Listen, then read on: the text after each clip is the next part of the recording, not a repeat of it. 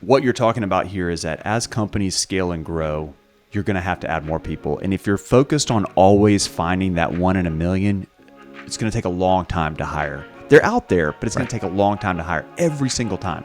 But as companies scale and grow, they need to be able to bring folks in quickly and know that there's a high probability that individual is going to be successful.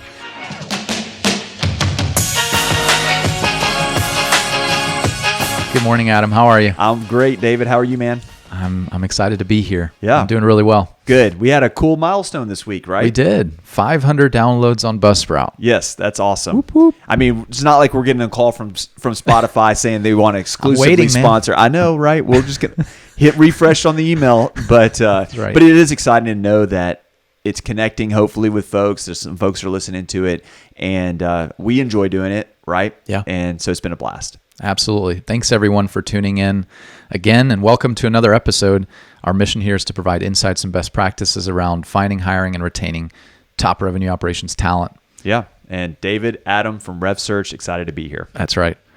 What are we going to talk about, Adam? So today is the final conversation that we're having around this idea of a system and how it relates to RevOps, right? So we've had the conversation around technology, we've had it around data, around processes, and today we're going to talk about people. So once again, we've got 5 questions that we want to propose that hopefully any organization can use to evaluate their own state of where they stand in terms of RevOps readiness. Yeah, excellent. And we have a special bid again from, thanks to ChatGPT. Exactly. We asked it to write us another limerick. Yeah, this time though, last time it nailed it on the first one. This one we kind of had to iterate a little bit. Took a couple of steps. Yeah, it did. So we asked it to write a limerick about the importance of people in a RevOps system, and here's what it spit out: in a RevOps system that's bright, people shine with their skill and insight. From sales to support, their teamwork's a sport, boosting revenue day and night.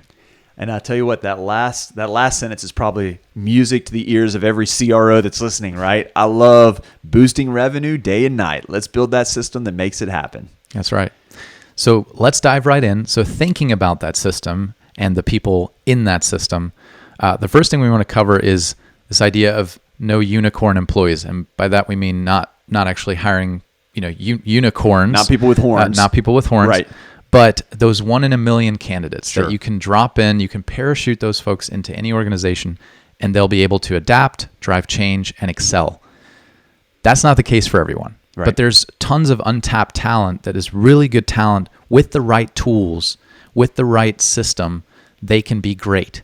And so that's what we want to talk about. And so we want to ask the question, we want companies to ask themselves, when hiring for roles on our go-to-market teams, do we provide role-specific onboarding, training, and ongoing support that ensure a high probability of success? Yeah, I mean, what you're talking about here is that as companies scale and grow, you're going to have to add more people. And if you're focused on always finding that 1 in a million, it's going to take a long time to hire. They're out there, but it's going to take a long time to hire every single time. But as companies scale and grow, they need to be able to bring folks in quickly and know that there's a high probability that individual is going to be successful. I mean, the reality is I think most people that are looking for their next opportunity, they're excited about the company they're going to work for. They want to show up and succeed. They don't go, you know what, today I really want to suck at my job, right? They want to show up and be successful. They want to drive impact and be a part of the organization growing and hitting the numbers that they want to hit, right? So they want all that. But we as organizations have to do our part to put them in an environment where they can do that. And it begins literally on day one. So I think about the first thing is the onboarding. And onboarding really falls into 2 categories. You've got onboarding into the company, into the organization itself, and then onboarding into the specific role. So from an organizational standpoint, we're saying, are we communicating well what this company is about? Have we communicated our vision, where we want to be in 3-5 years, our mission, how we're going to get there? Are we communicating our core values? Do people understand how things work around here? What does leadership look like? What is the cycle of our business, right? What are our products? All of these things, we want to make sure that when we bring new people in that they're understanding that. And that's company onboarding. But then in addition to that is role-specific onboarding. So now what does it look like to be a part of this particular team? What are the rhythms of communication? How often do we meet? What am I responsible to bring to the table? What are the numbers that I need to be hitting? What are the metrics that we're going to be looking at? All of these things matter, right? So we're doing onboarding in both of those areas. And I'd say the best companies realize that it's important to onboard into both of those. Sometimes we see onboarding to the company is done really well, but the role not as much, or vice versa. But in a perfect scenario, we're onboarding into both of those things. Yeah, the key word that comes to mind when you're talking about this onboarding of company and role, retention. Yeah. And you do this right, you have this process in place, you develop out the tools and have steps that you're following. It only ensures success and keeps people right longer in the role, right? If you feel like I'm on track, right, I can do this, and I know what success looks like, I'm good. Yeah. And another thing is we use this in our recruitment process too. Sure. Right. When you can give clear visual, clear detail around, the values, the mission, it helps really build that trust with a candidate and get them into the process. Get them excited right? about it and see that, hey, when I get there, when I show up, I'm not just going to be told, hey, go do your role, go do your job. Right. But I know what this company is about, and I know that I matter as a part of the organization. Exactly. And, that takes work on the part of the company. Yeah. So last week, we talked about that process development, really mapping out your customer journey, mapping out the processes needed to ensure that. Same thing here. You really got to take the time. An organization has to take the time to say, what do we want to put together and present to these candidates? And so documenting that so that when this new employee shows up, you got to think those first 2 weeks, they are drinking from a fire hydrant, right? I mean, there's so much coming at them. They're trying to figure out literally the names of the people that they work with. What are all the things that I've got to be a part of? What is the technology that we use? Do I have the logins that I need? Do I have everything I need just to show up today, right?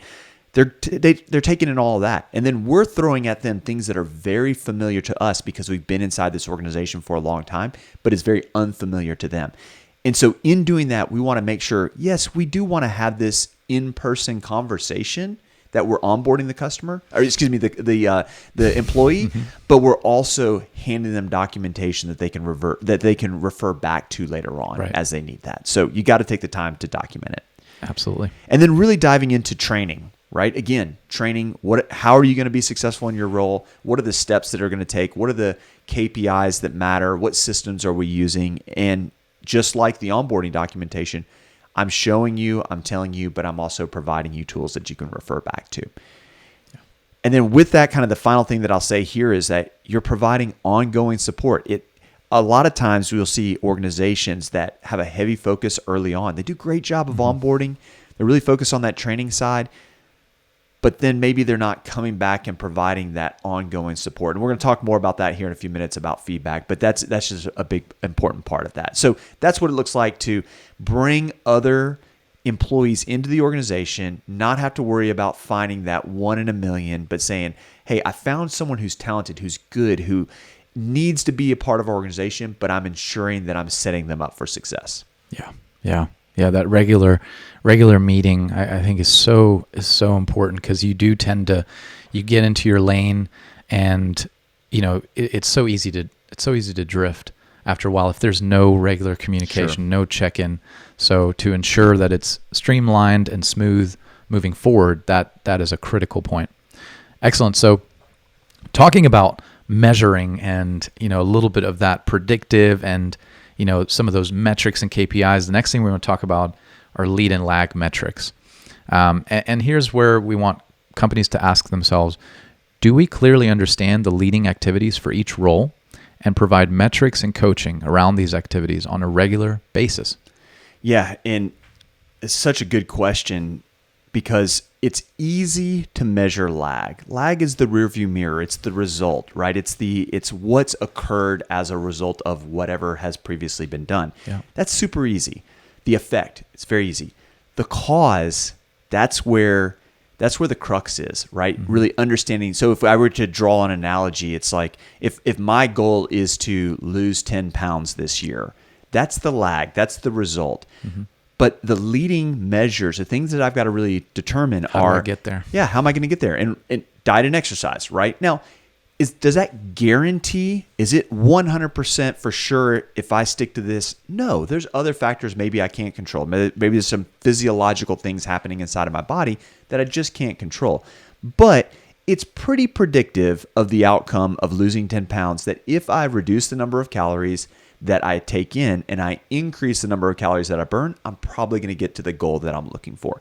And so organizations that take the time to say for every role across their go-to-market function, marketing, sales, customer success, renewals, legal, finance, every role, they say, okay, we know the result that we're looking for. We want to drive this particular number. We want to see this result occur. I know what I'm looking for. Now, what are the activities that if our people do these activities, they're predictive of the outcome that we're looking for, and the person that we're asking to perform that activity, they actually have the power to do that. Yeah. Right? It's got to be something they can take action on.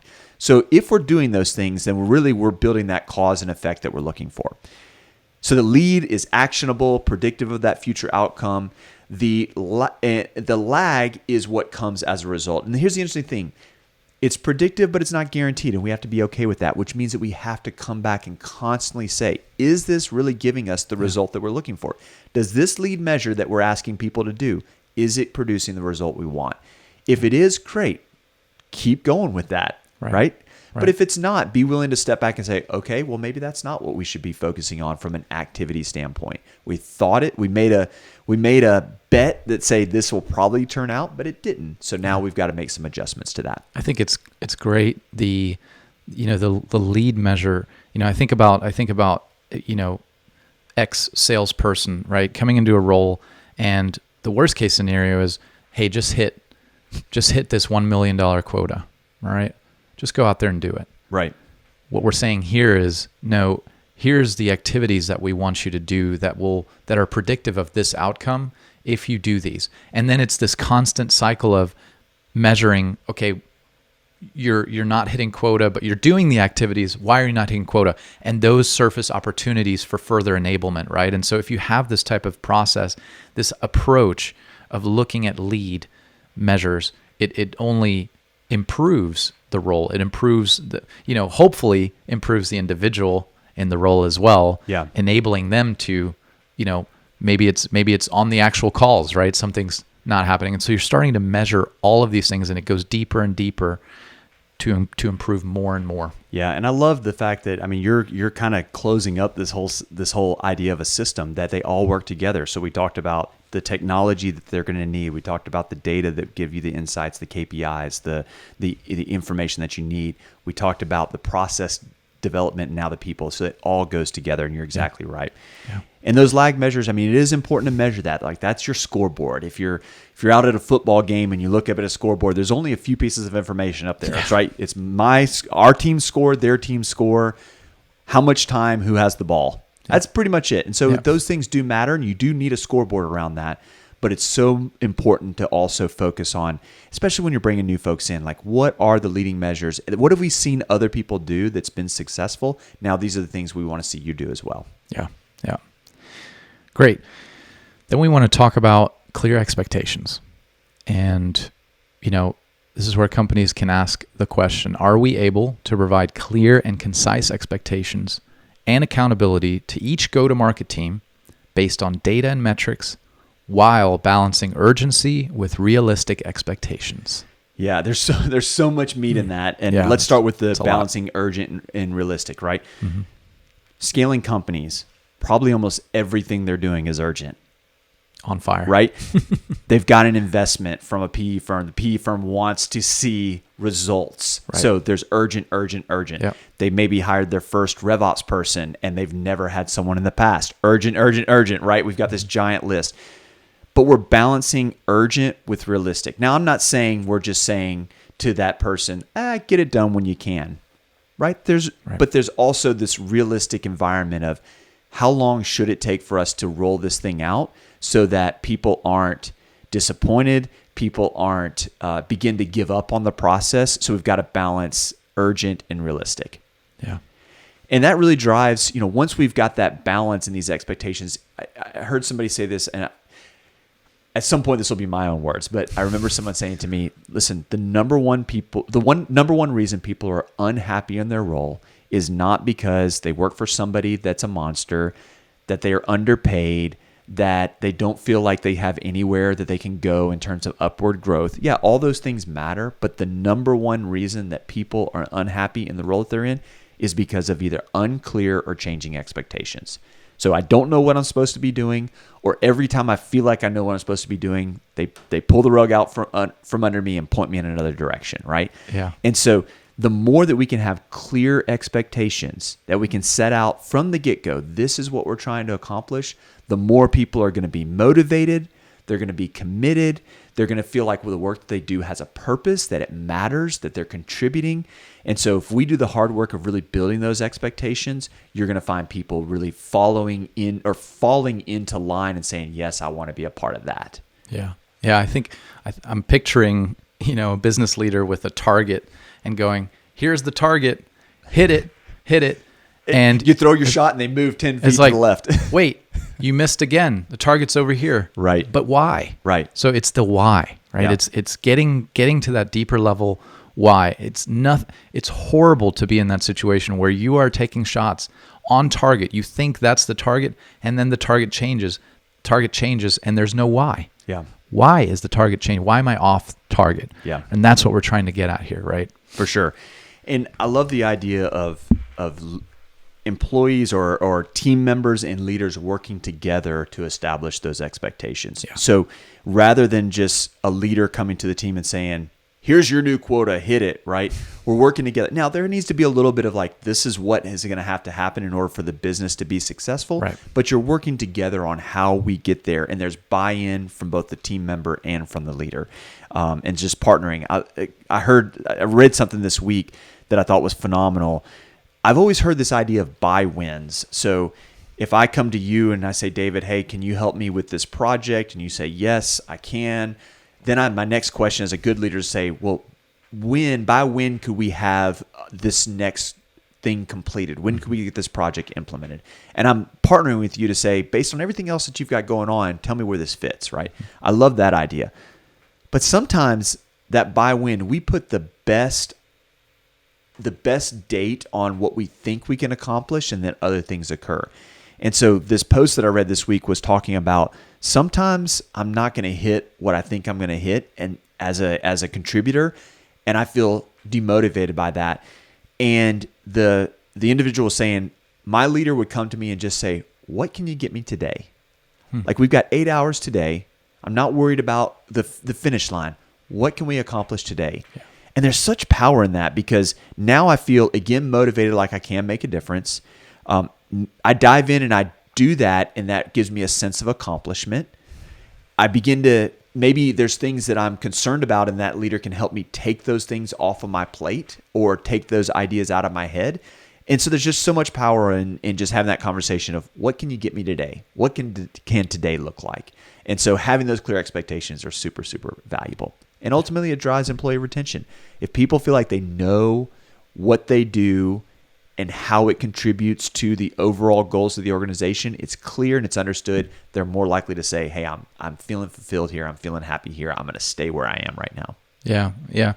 I think one of the key things that business leaders desire is for the employee to believe in what's best for the business, right? This connection of, here's your role, but you're a part of the overall organization, and getting people to believe in the business. And this is what enables that, is the clear expectations. Sure. Right? There's a direct connection to the retention you're talking about, and going, this role matters. Here's why it matters. Here's how it impacts the business. And therefore, this sense of, I believe in this business and I'm for this business, starts to come. Sure. And that's a win, right? That's, if you have your entire organization firing on those cylinders, on all cylinders, and believing in the business, amazing things happen. Yeah, for sure. So, excellent. Then we want to move on to feedback. And this is where companies can ask themselves, are our go-to-market leaders providing consistent, objective feedback to their teams on a specific cadence and based on quantifiable data and metrics? Yeah. There's so much in this one, right? But I like the idea of it being objective versus subjective, right? And there are things that are going to be sometimes subjective. Sure. But a lot of times we go to subjective because we haven't done the hard work of determining how can we be objective in measuring the success of anybody within the organization. Yeah. And so this ties back to that lead and lag, right? If I now can track lead measures and lag measures and I can look at those, and as an employee, I can see daily, weekly, monthly where I fall and whether I'm hitting those, it's much easier to have a conversation with my leadership if I can see where I've already been, if I've got a little bit of a scoreboard that I can refer back to. But then that feedback too, no one wants to be in an environment where there's just this ambiguity and unknown of where one day my leader, once a year I get my performance review, and then at any random time, someone may walk in and say, I'm going to give you some feedback. It doesn't sound like that's probably going to be positive, right? Instead, how do we create a regular, reoccurring cadence for feedback? How often does that happen? Is it a weekly thing? Is that a monthly thing, right? So establish that so that they know. And sometimes that feedback is just going to be high five, super positive, right? Everything is awesome. You're doing a great job. And other times there's going to be some things where, hey, we can improve here. But we want that to be regular and consistent. We want it to be based on objectivity, not just subjectivity. Yeah. And if we do this well, what it does is it builds a sense of accountability and a responsibility for the employee. Yeah. So now that you were just talking about it, it's those employees now feel like, hey, I want to see this company be successful.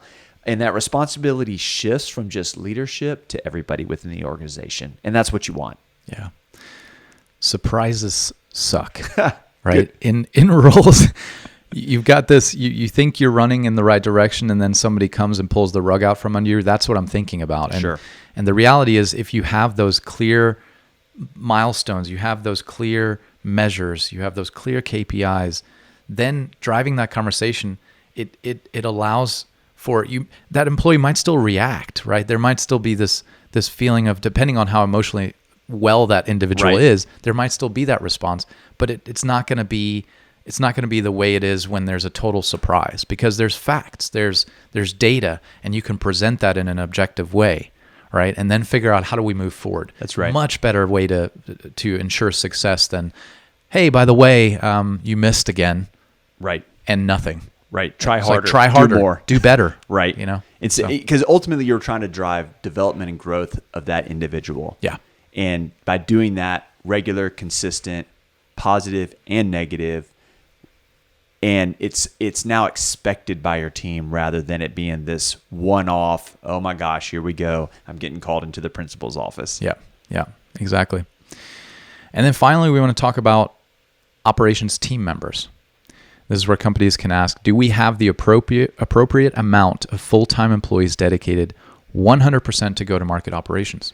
Yeah, so there is not a magic formula. I wish there was. I wish we could say, hey, A plus B equals C. You put these numbers in here and it tells you exactly who you should have. Right. There's not. We've seen organizations of all sizes have all kinds of different operational teams. Yeah. Really, the things that I would encourage organizations to look at is to say, first of all, are our operational needs constantly growing? We've got this list that just keeps getting bigger and bigger and bigger and bigger, and we're never making any headway. We're never able to move forward. If so, it might be time to look at it and say, whatever we have, maybe we have 0 and we need to have our first, or maybe we have 3 and it's time to have a few more, right? But if that list is ever growing, and these are things that will actually drive the organization forward and make it better, allow them to succeed more, then it might be time to look at, say, hey, we probably need to add some more headcount here. There's also this environment of, do we have to go with just headcount? Could we look at a system that we have right now that's maybe not optimized? And maybe it's that we need help getting that system stood up. So do we bring in some outside help for a period of time? Do we bring in kind of a fractional type role to initially get those things stood up? And then once we get back to that waterline, that baseline again, we can pull that back. That might be an option. Yeah. But we're really just trying to say, are we making operational headway? And if we aren't, if we're constantly behind, then it might be time to look to add folks to the team. Yeah. And leaders might think about this and hear us talk about this and go, well, how do you actually make that decision? And it's based on clear communication and showing data, right? And that's really how you get to this place of, no, we've exhausted the system that's there. We've gotten everything we can out of the system. And based on this data, presenting that business case is so critical, especially for more junior level talent, right? How do you actually drive those kinds of conversations and get buy-in? That's it. And like you said, hire when it hurts, right? I mean, we've heard all kinds of different stories. Yeah, I mean, there's this environment that I've seen where you have sales is focused on driving revenue. They're bogged down by repetitive tasks that they don't enjoy doing that slow them down. And so rather than the organization bringing in a system and doing some hard work, that's not easy to bring a system in to automate some. Instead of that, they go and they say, we're going to add some sales enablement, or we're going to add some inside sales support. They bring those people in. And now those people, all that's happened is you've shifted this repetitive task from one person to another person. So you hand it off. Now every time you hire a new salesperson, you've got to have that sales support individual hired. Yeah. Right? And so you're just creating bloat in this organization of people rather than saying, let's focus on building a system to where these tasks that are repetitive, that happen the same way all the time, we can have the system carry the weight of that. And now we don't have to have a 1 to whatever X ratio of sales and support. Yeah. But it takes intentionality to do that. It's not easy. And usually there's a dip. There's more work needed first, because the reality is while you build that system, somebody still has to do that task. So who's going to do that while the system's getting built? But once it is built, there's so much momentum, so much opportunity that comes out of that. Absolutely. Well, this was a great conversation. Yeah, I mean, this has been fun to unpack in these 4 different buckets. And so, you know, if this is the first one that you're hearing, there's 3 other ones that you can go back. There's a set of questions, 5 questions for every one of these. And we just hope that organizations will ask this and really evaluate where they are and determine. And for every organization, I think there's going to be things that you're really good at. Yeah. And there's things that you'd say, hey, there's some opportunity here. And evaluate that and hopefully be able to figure out, what do you need from technology, from data, from process, and from people, and how can you scale forward? That's it. Awesome, Adam. Lots of fun. Enjoyed it, David. Same. Thanks for listening to this week's episode of the RevOps Recruiters podcast. If you found the information in this episode helpful, please consider subscribing. You can do that on YouTube, Spotify, Apple, or wherever you get your podcasts. Also, if you have comments or suggestions for future podcasts, we'd love to hear them. Please put those in the comments section on YouTube. Finally, if you're looking to hire your first or next RevOps leader, we'd love to help. You can connect with us through our website at www.revsearch.io. Thanks again for listening.